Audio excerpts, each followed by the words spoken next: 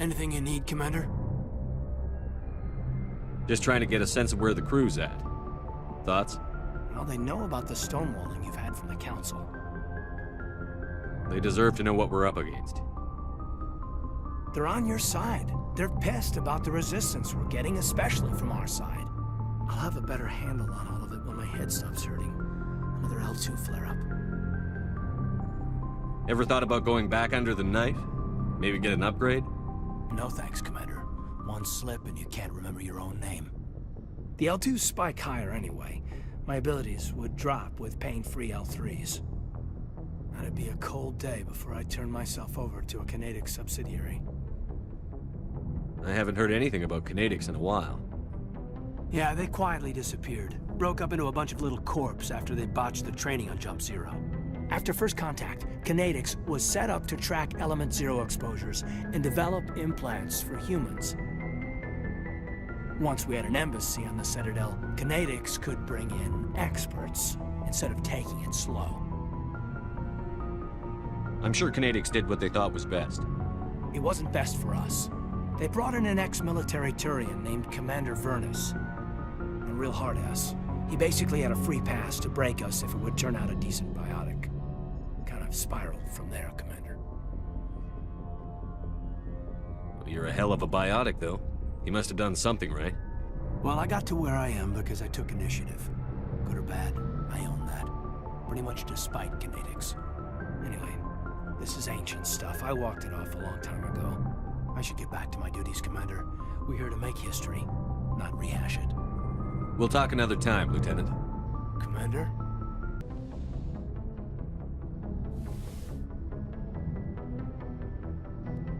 If you are here to talk about Benezia's death, you need not bother. She brought it upon herself. Don't pretend it doesn't bother you. She was your mother. She was. But she was not. I prefer to remember Benezia as she used to be, before she was corrupted by Sovereign's power. The best of your mother lives on in you. Her determination, her intelligence, her strength. That is kind of you to say. I appreciate your concern, but I am fine. Benezia chose her path, just as I have chosen mine. I am with you until the end, Shepard. Maybe we could pick up where we left off. You were telling me about your interest in the Protheans. Actually, I think I was talking about my interest in you, and making a fool of myself in the process. As I said, I am not used to dealing with people, especially humans. I did not really know much about your species when we first met, Shepard. I found it hard to take humanity seriously. Your kind always seemed so rushed and high-strung. We don't have the luxury of time. An Asari can live for 1,000 years. We're lucky if we hit 150. That is true. At first I thought that was a weakness of your species. After spending time with you and your crew, however, I think it may actually be an advantage. You humans are creatures of action. You pursue your goals with an almost indomitable determination. It is an admirable trait, but also an intimidating one. You're scared of us? Unfortunately, the rest of the galaxy sees humanity as something of a bully. You run over anyone in your path to get what you want. It is up to people like you to change their minds, Shepard. I'm doing the best I can, Liara. There is a reason the Council chose you to become a Spectre. They saw something special in you. The best of what humanity has to offer. I looked into your history. I know what happened on Akuz. The fact that you survived shows a remarkable strength. You didn't need to go behind my back. I would have told you whatever you wanted to know. I apologize, Commander. After our last conversation, I was afraid I would say something stupid again. I wanted to know more about you. To understand what made you into the man you are. There is something compelling about you, Shepard. Are you sure you're interested in me? Or is it my visions of the Protheans? I admit, your connection to the Protheans had something to do with my initial interest, but it has grown beyond that. You intrigue me, Shepard, but I was not sure if it was appropriate to act on my feelings. I thought there might already be a relationship between you and Chief Williams. I care about Ash. A lot. I thought so. Still, I feel as if there is also some attraction between us, Shepard. You're right. There is something between us. I knew it, and I knew you felt it too. But does this not seem rather strange? Why do I feel so close to you? We have only known each other a short time. We are from two different species. We have almost nothing in common. This makes no sense. Quit thinking like a scientist. Logic doesn't work when it comes to relationships. Just let yourself get swept up in the storm. You make it sound so chaotic, so dangerous. Don't tell me a little danger puts you off. This is all a bit overwhelming. I am not used to this. You. I need some time. Take all the time you need, Liara. I'll be here. Thank you, Shepard. Let's just talk about something else for now. I should go. Goodbye, Shepard. What do you want, Shepard? Why did you become a mercenary? Lots of reasons. Such as? Such as, I needed to get out of our system. I needed to eat. I needed to survive. Why not stay and help your people? I tried to help. That's why I had to leave. What happened? I was betrayed. I was head of a small tribe. We were trying to restore order after the war, but the other tribes were against us. They followed Jared, one of the few warlords who survived the war with the Turians. But he was old, and so were his ideas. He wanted to continue the war. He wanted us to fight. Turians, Solarians, each other. It didn't matter who, as long as we were fighting. What did you want? I just wanted Jared to shut up, to stop his ranting. I wanted him to stop leading the tribes astray. But he couldn't understand how much things had changed. We didn't have the numbers to go to war. Even if we did, the genophage made sure we couldn't replenish our numbers fast enough. I told them all to forget about war. We needed to focus on breeding, at least for one generation. And for a while, we were getting through. Some of the tribes started coming around. I take it the warlord didn't appreciate that. No, he didn't. He arranged a crush with the tribes, a meeting on neutral ground. He wanted to talk. We met at the Hollows, near the graves of our ancestors. The skulls of our dead laid bare to remind us where we come from, and where we all go. It's as sacred as any Krogan place can be.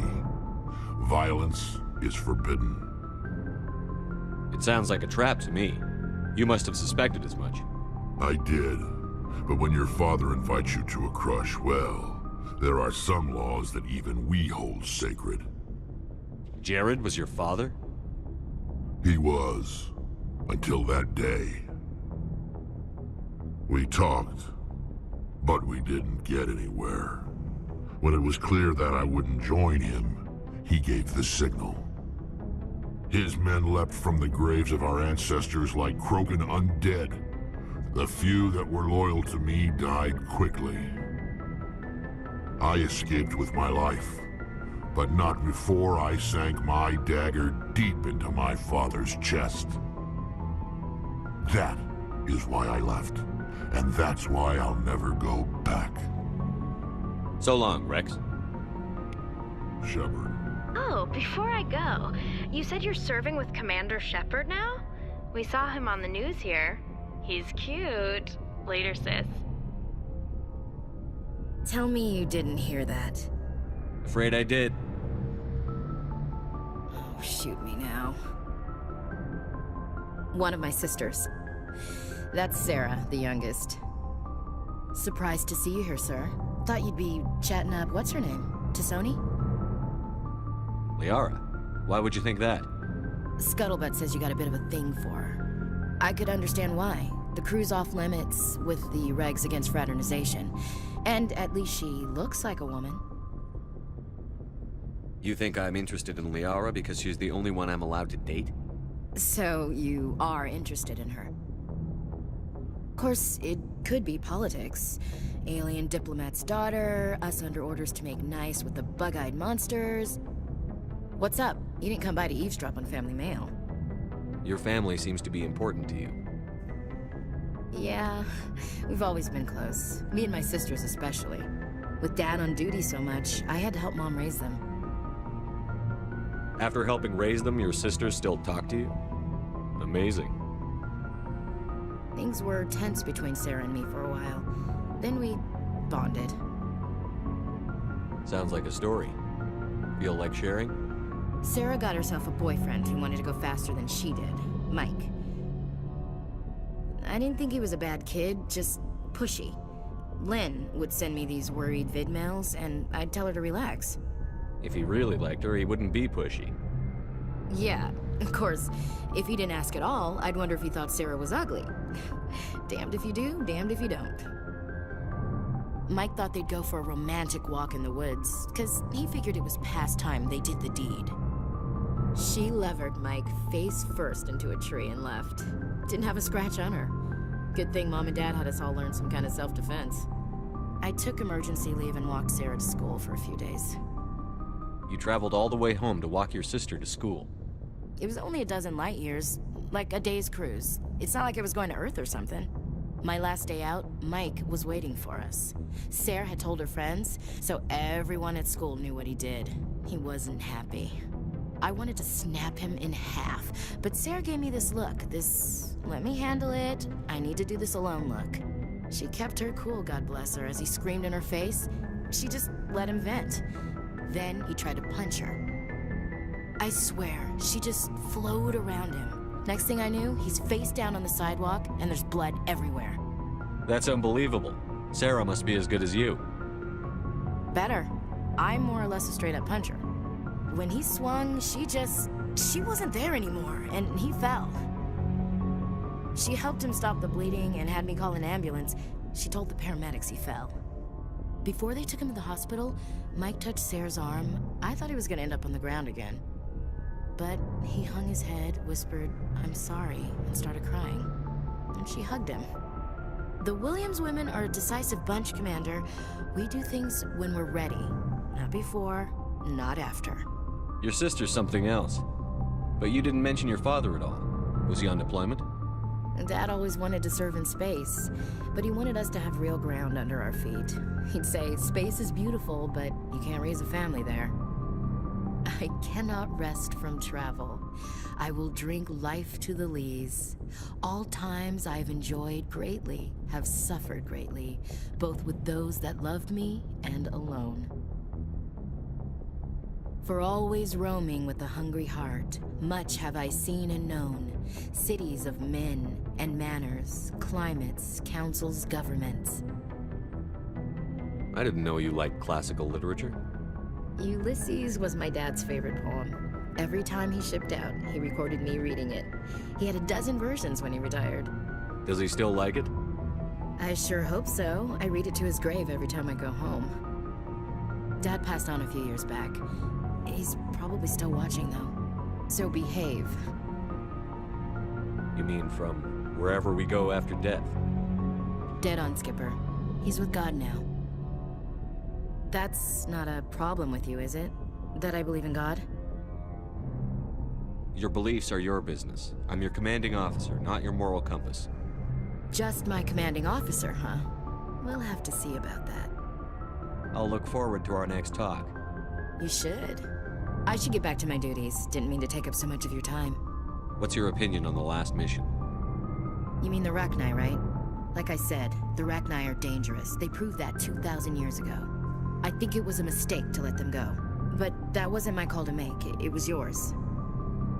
You know, you really should talk to T'Soni about her mom. She has to be hurting. Just saying, Skipper. We'll talk later, Williams. Looking forward to it, Skipper. Commander, good to see you. You've been with CSEC a while. Have you seen much action? Well, not as much as you, but Yeah, I've seen some interesting things. I'll bet you have. Anything in particular that stands out? I remember this Solarian geneticist I was sent to investigate. That case was a bit disturbing. What happened? Why were you investigating them? I was tasked with tracking black market trade on the Citadel. Most of it harmless, nothing I needed to pursue. But during the course of my investigation, I noticed an increase in the trade of body parts, organs mostly. We usually get a few of those, but not the numbers I was seeing. We weren't sure if there was a new black market lab or if some freak was harvesting organs from citizens. You've seen this before on the Citadel? Every so often, some lab sells unwanted parts through the black market, but they're not as bad as the psychos. I remember this one Elcor diplomat we caught in my first year on the job. He was hacking people up and selling their organs, had the station in a bit of a panic. But this case wasn't that clear-cut. Turns out there was more going on than we first realized. So how did you figure out what was happening? First, we got a hold of a sample and ran DNA tests. The weird thing was, the match led us to a Turian who was still alive and was very convinced he'd never lost his liver. After a bit of digging, I discovered this Turian worked briefly for Dr. Salion, the geneticist. So I went to his lab hoping to find evidence of cloned organ development, but there was nothing. No Solarian hearts, no Turian livers, not one Krogan testicle. You're kidding, right? Why would anyone want Krogan testicles? Some Krogan believe that testicle transplants can increase their virility, counteract the effects of the genophage. It doesn't work, but that doesn't stop them from buying. They'll pay up to 10,000 credits each. That's 40,000 for a full set. Somebody's making a killing out there. What did you do about the geneticist? I brought in some of his employees for interrogation, to see if I could get them to talk. While I was interviewing one of them, I came across something suspicious. You mean threaten? Was that really necessary? Maybe, maybe not. Either way, it paid off. One of my detainees started bleeding profusely during the interview. We offered to patch him up and he got frantic, freaked out. I ordered a full exam to find out what was going on. Our medics found incisions all over his body, some of them fresh. That was our big break. These people weren't just Dr. Salion's employees. They were test tubes. Walking, living test tubes. He was growing parts inside these people? Exactly. He cloned their organs right inside their own bodies. Then he harvested them and sold them off. Most of the victims were poor. He'd pay them each a small percentage of the sales, but only if the organs were good. Sometimes an organ wouldn't grow properly, so he'd just leave it in them. Most of them were a mess, but only on the inside, hidden so nobody could see it. I hope he got what he deserved. That's the worst part. We never caught him. Why not? What the hell happened? He ran, blew his lab, grabbed some of his employees, and headed for the nearest space dock. By the time I found out, his ship was already leaving. He threatened to kill his hostages if we tried to stop him. But you went after him anyway, right? I ordered Citadel Defense to shoot him down, but CSEC headquarters countermanded my order. They were worried about the hostages, worried about civilian casualties if the ship was destroyed so close to the Citadel. I told them those hostages were dead anyway. He just used them to make more organs, but they wouldn't listen. No wonder you hated it there. Those idiots just let him fly away. Yes, they did. I went to Palin and told him what I thought of him and his policies. He said if I didn't like it, I could quit. Well, I almost did. All they had to do was disable that ship, stop him from running. Maybe the hostages die, maybe they don't, but at least we stopped the bastard responsible for it all. A few casualties is a small price to pay to stop someone like that. Yeah, exactly. I mean, those hostages might be wishing they'd died by now anyway. Just wish I could have stopped him. That's all. Do you have any idea what happened to Dr. Salion? I sent out feelers from time to time, hoping to find something. I thought I'd found him a while back. He changed ships and changed his name to Dr. Hart, his idea of a joke, I guess. I told the military, but they weren't convinced it was him. I got the transponder frequency for his new ship, but I just can't get anyone to check it out. I'll check out the coordinates when I get a chance. I was hoping you'd say that, but Commander, take me with you when you go. If it's Saleon, I want to be there when you find him. Shepard, I'm glad you're here. Good to see you smiling again, so to speak. I'm sleeping much better now. I guess I'm getting used to how quiet your ship is. I still think a lot about my pilgrimage, though. I know Saren's our top priority, but with all the worlds we go to, I was hoping to find something to bring back to the flotilla. What are you hoping to find? Usually, people bring back something like a derelict ship we can use for salvage. But I need something bigger. There's a lot expected of me. What's so special about you? It's my father. He's the senior member of the Admiralty Board. He's one of only 5 people who can overrule the decisions of the Conclave for the good of the migrant fleet. My father is responsible for the lives of 17 million people. Our entire race is in his hands, and I'm his only child. It must be tough on you. My people place a high value on family and ancestry. There's an unspoken expectation that I'll live up to my father's example. Everyone's waiting for me to do something great on my pilgrimage, something that will forever change our lives for the better. If I don't, it's like I failed, and that reflects badly on both me and my father. The work you're doing here is more important than anything any Quarian has ever done before. Yes, I know. But you have to understand Quarian culture. We're a very insular society. The events beyond the flotilla don't much matter to the average citizen. Our greatest dream is that one day we'll return to our homeworld and drive out the Geth. But even if we stop Saren, that's not going to happen. There's still millions of Geth behind the Veil. Until they're gone, our exile will continue. What would you need to bring back to make everyone happy? Something that would help us better understand the Geth. They've changed significantly since the exile. They've continued to evolve. We've done our best to study them, but it's not easy. They're very reclusive. Until recently, they never went beyond the borders of the Veil. And all the Geth we run into now are under Saren's control. We'd need to find Geth operating on their own, independently. But I don't want this to get in the way of our mission, Shepard. First, we stop Saren. Then I'll worry about my own problems. I should go. See you later. Boy, am I glad to be off of Noveria. I don't know which was worse, the cold or the corporations. One will freeze your balls off, the other will sell them out from under you. With all due respect, Commander. How's the Normandy performing? Is she everything they said she'd be? She's the best ship in the fleet, if you've got a pilot who knows how to handle her. Balance isn't what you'd expect. Takes a while to get used to that oversized drive core we got stuffed in the back, and her power can sneak up on you if you're not careful. The Normandy's probably too much ship for your average Alliance pilot, Commander. Lucky for you, I'm anything but average. I have to go. All right, see you.